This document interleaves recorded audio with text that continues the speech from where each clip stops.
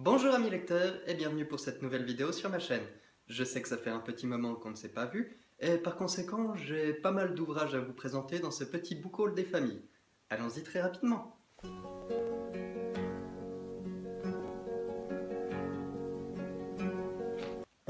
Comme il y a quand même pas mal d'ouvrages à présenter dans ce petit book haul, j'ai décidé de séparer les livres en 4 catégories distinctes qui correspondent à la manière dont je les ai achetés. Et je vais vous présenter immédiatement la première catégorie. Ce sont des livres que j'ai pu acquérir grâce à un bon cadeau que m'ont fait des amis pour mon anniversaire le 14 juillet, donc vous voyez ça en monte déjà un petit peu. Si jamais elle passe par ici, encore une fois, merci infiniment, parce que j'ai pu me faire plaisir grâce à ça. Premier livre de cette catégorie, il s'agit de Moi, Simon, 16 ans, Homo sapiens de Becky Albertalli chez Le Livre de Poche Jeunesse. Il s'agit donc de l'histoire de Simon, jeune garçon de 16 ans, lycéen dans la petite ville d'Atlanta, qui sait pertinemment qu'il est homosexuel, mais ne l'a encore révélé à personne, ni à ses amis, ni à sa famille, ni à personne. Depuis quelque temps, Simon est en contact avec un autre garçon de l'école via le chat interne. Ce garçon se fait appeler Blue, et petit à petit, il commence à en tomber amoureux, parce que voilà, lui aussi est homosexuel, lui aussi ne s'est pas encore révélé. Et le fait de ne pas savoir qui c'est va le pousser à se demander lequel ça peut être. C'est peut-être celui-là, c'est peut-être celui-là. Ah, si c'est celui-là, c'est trop bien parce qu'il est canon. Et gentiment, ça va le pousser à être obligé, d'une manière ou d'une autre, à se révéler par des imprudences. C'est un livre que j'ai hâte de découvrir parce qu'étant moi-même homosexuel, je pense que je vais être très critique par rapport à la façon dont sera traité le sujet. Mais malgré tout, j'ai quand même hâte de le lire. Deuxième livre de cette catégorie, et il s'agit cette fois d'un album pour enfants, c'est Les belles Lises Poire du Prince de Metordu de Pef, chez Gallimard Jeunesse. C'est un livre que je suis passé devant, j'ai eu envie immédiatement de l'acheter parce que ça m'a rappelé des très bons souvenirs de quand j'étais petit. Les belles histoires du Prince de Metordu, pour ceux qui ne connaissent pas, ce sont des histoires illustrées qui jouent beaucoup avec le sens des mots. C'est-à-dire que, déjà tout est dans le titre, les belles lisent poire au lieu des belles histoires, et tous les récits de ce livre sont écrits de cette manière. Le prince de Metordu qui joue aux cartes avec ses cousins, ses coussins, enfin vous voyez, c'est comique, c'est drôle, c'est léger, ça me donnait envie, ça m'a rappelé un petit peu mon enfance et en ce moment j'en avais besoin. Les deux livres suivants de cette catégorie viennent tous deux d'une auteure que j'admire beaucoup en ce moment. Vous aurez peut-être deviné, il s'agit de Samantha Bailey, encore une fois, et ce sont deux suites de ses sagas principales. Le premier est donc bien sûr À durée déterminée chez J.C. Lattès. On retrouve donc le personnage d'Ophélie qui vient juste de terminer son stage. On la reprend immédiatement à la fin des stagiaires et on va la suivre désormais à travers la grande épreuve qu'est le CDD et toutes les angoisses liées au fait qu'elle veut absolument obtenir son foutu CDI à la fin. L'autre personnage narratif, apparemment, est Samuel, un garçon plutôt, lui, branché dans la recherche, qui n'arrive pas à terminer sa thèse depuis bientôt 3 ans, et qui a fait une grosse dépression et vient travailler chez Pixis juste dans le but de déjà gagner des sous et de reprendre un rythme social. Je pense, connaissant Ophélie depuis le premier volume, qu'elle va avoir une très bonne influence sur lui et inversement. On verra, ça sera une grande découverte et j'ai hâte. Le dernier livre de cette première catégorie est donc Nos âmes rebelles, la suite de Nos âmes jumelles. Et pour dire la vérité, j'ai juste tellement hâte de le lire parce que Lou et Sonia, c'est mes chouchous. Cette année, vraiment, Nos âmes jumelles avait été mon plus gros coup de cœur de l'année. Et ces deux petites filles, ces deux adolescentes, me touchent personnellement parce qu'elles me rappellent un petit peu moi à leur âge. Et là, on va donc les découvrir dans leur dernière année de lycée, toute la panique qui est liée au fait qu'elles doivent passer leur baccalauréat, et dans la poursuite de leur passion. Vraiment, j'ai hâte de le lire, ce sera le premier de cette palle que je vais attaquer. On va passer maintenant à la deuxième catégorie qui correspond aux livres que j'ai achetés par moi-même en passant en librairie et qui m'ont tapé dans l'œil. Le premier étant Les loups-garous de Riverdance de H.V. Garviel, tome 1 Lucas chez Milady Éditions. Alors ce livre, pour dire vrai, j'ai été un petit peu influencé parce que j'ai une amie qui m'a conseillé de le lire sous prétexte qu'il y a des couples homosexuels à l'intérieur. Oui, parce qu'on avait une discussion sur le fait que j'ai l'impression personnellement que Les personnages gays ne sont pas mis suffisamment en avant, ou en tout cas pas dans des rôles principaux dans les livres, en tout cas ceux que j'ai lus récemment. Elle m'a conseillé celui-là en me disant si t'aimes les loups-garous et si tu veux absolument un couple homosexuel, prends les loups-garous de Riverdale. Je n'aime pas les loups-garous, mais j'ai envie de découvrir cette histoire quand même parce que c'est pas la première fois qu'on me le conseille.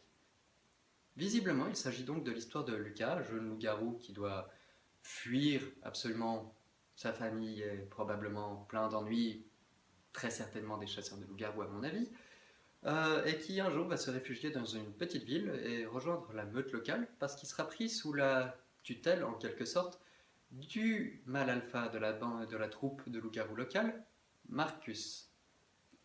Ou Marcus, non, Marcus. Lucas est homosexuel donc, et je pense que Marcus l'est très certainement aussi. J'ai pas plus de détails sur l'histoire, on verra bien ce que ça donne. Je vous en dirai des nouvelles dès que j'aurai franchi le pas de lui. Pour le livre suivant, il s'agit de L'appartement témoin de Tatiana de René.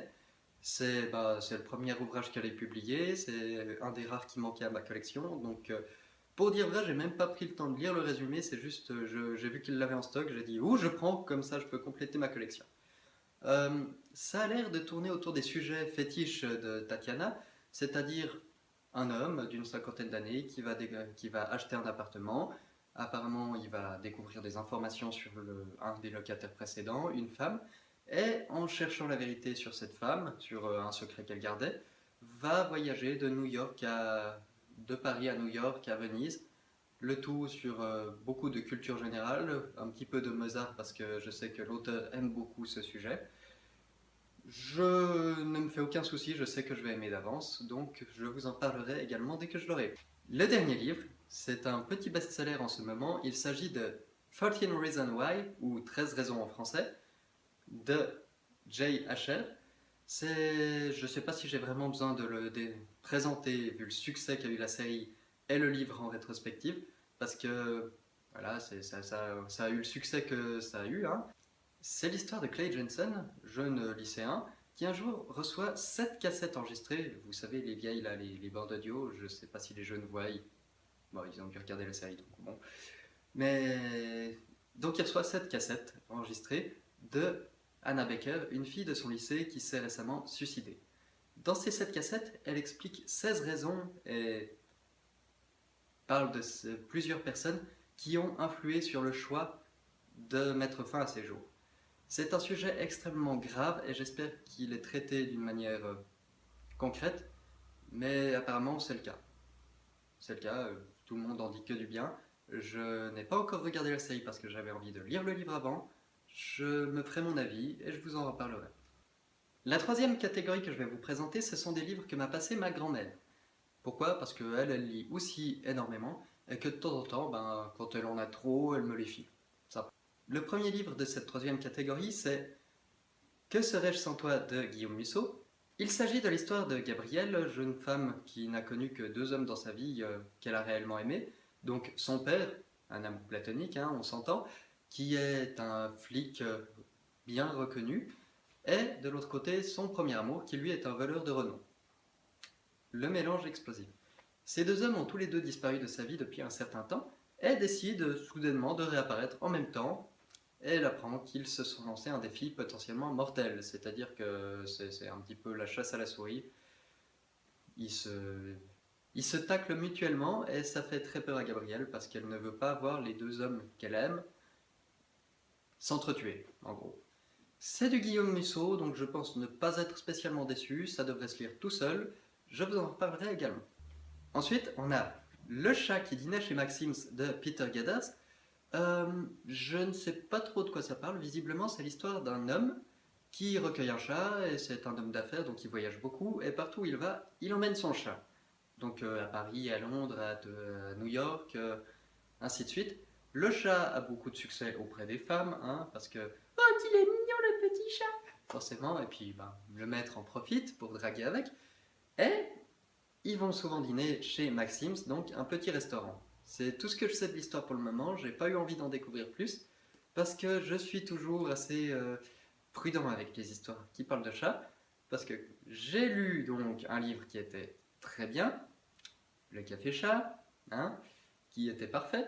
Et de l'autre côté, j'avais lu Attila, le curieux chat voyageur, qui était absolument atroce. Donc, quand il s'agit de chats, je suis toujours un petit peu sceptique avant de l'avoir commencé. Dernier livre de cette catégorie, et c'est un classique que je m'en veux pas mal de ne pas encore avoir lu parce que c'est quand même une sommité dans son genre. Il s'agit de Sherlock Holmes de Sir Arthur Conan Doyle. C'est les 3 premières nouvelles. Donc une étude en rouge et puis les 2 suivantes, je ne me rappelle plus des noms. Je pense que je n'ai pas besoin de vous raconter l'histoire, tout le monde connaît Sherlock Holmes de près ou de loin. Ce sont des livres, ça fait un très long moment que j'ai envie de les lire, de les découvrir, mais je n'ai encore jamais eu vraiment l'occasion. Et là, je pense que c'est le bon moment, comme ça, avec les histoires originales, les histoires canoniques, j'aurai un point de comparaison pour pouvoir regarder la très bonne série de Gatiss et Moffat, Sherlock donc, diffusée sur BBC. La dernière catégorie, il s'agit des livres que j'ai achetés au salon Le Livre sur les quais à Morges. C'est une convention où ils dressent des tentes tout le long des quais à Morges donc, et où ils invitent beaucoup d'auteurs différents pour pouvoir faire des dédicaces. Le premier de ces livres, il s'agit de Recherche femme parfaite de Anne Berest chez Folio. C'est l'histoire d'un homme photographe qui jusque-là a eu toujours des sujets assez bateaux. D'ailleurs, ce qui m'a plu, c'est sur le résumé, il parle qu'il a photographié des thons. Et en fait, tout le quiproquo, c'est qu'il a réellement photographié des thons, le poisson. Il a fait une étude sur le poisson. Pourquoi pas? Et on lui conseille, essaye de trouver des modèles féminins pour pouvoir promouvoir davantage ta carrière. Donc, c'est ce qu'il va faire, il va chercher des modèles féminins. Je pense que ce sera assez comique, et j'ai hâte de lire. 2 livres suivants, tous 2 du même auteur. Le premier, c'est L'écrivain de la famille de Grégoire Delacour, chez Le Livre de Poche. C'est l'histoire d'un jeune garçon de 7 ans qui écrit un poème. Et du coup, toute sa famille dit « Oh, c'est merveilleux, tu écris trop bien, je pense que un jour tu seras écrivain. » Et le problème, c'est qu'à cet âge-là, on est très influençable parce que pense la famille. Et ce jeune garçon va lutter pour essayer de devenir écrivain alors que ce n'est pas du tout la chose pour laquelle il est fait. On va le suivre dans ses déboires. Dernier livre, toujours de Grégoire Delacour, chez Le Livre de Poche, c'est La liste de mes envies. J'avais vu le film, j'ai hâte de lire le livre. Pour ceux qui ne savent pas, c'est l'histoire de Jocelyne Gerbet, mercière de métier à Arras, qui un jour voit sa vie basculer parce qu'elle gagne la loterie. Sauf qu'elle est déjà heureuse dans sa vie, et puis elle n'a pas des ambitions au-delà de ses attentes. Donc elle commence à écrire une liste de ses envies, des choses très simples, hein, genre une nouvelle cocotte minute, un rasoir électrique pour son mari, des petites choses qui seraient utiles et qui feraient plaisir à elle et aux autres. Mais elle n'a pas envie de changer toute sa vie. D'ailleurs, elle a peur de ce que ça va influer si elle révèle qu'elle a gagné, tout ce que ça va changer auprès de ses amis, parce qu'elle a peur que tout à coup l'argent se mette parce qu'elle a peur que tout à coup l'argent se mette entre elle et ses amis, et je peux la comprendre. Si moi je gagnais une grosse somme par exemple, je ne sais pas ce que ça donnerait. Je préfère pas imaginer. Donc elle va cacher ça jusqu'au jour où son mari va le découvrir et ça va être le bordel. Voilà, ce petit book haul est désormais terminé. Je m'excuse parce qu'il a été pas mal long. C'est vrai que j'ai été absent quelques temps de la chaîne et par conséquent ça s'est accumulé. La vidéo risque d'être un petit peu longue. Je suis navré si ça a été trop. Mais c'est promis, la prochaine vidéo je la ferai beaucoup plus rapidement histoire de ne pas avoir un tas monstrueux. J'espère que grâce à ce book haul, je vous aurai fait découvrir ou redécouvrir ou susciter de l'intérêt pour certains ouvrages que vous connaissez ou peut-être pas, et qu'on pourra en discuter très prochainement. Je vous laisse toutes les informations en barre d'informations, c'est d'ailleurs pour ça qu'il porte ce nom. Et moi je vous dis à très bientôt, ayez de belles lectures, portez-vous bien, ciao!